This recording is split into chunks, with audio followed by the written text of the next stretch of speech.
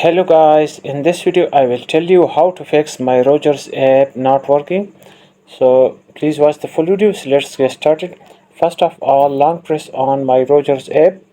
Now tap on app info option. Now tap on storage usage option on the top.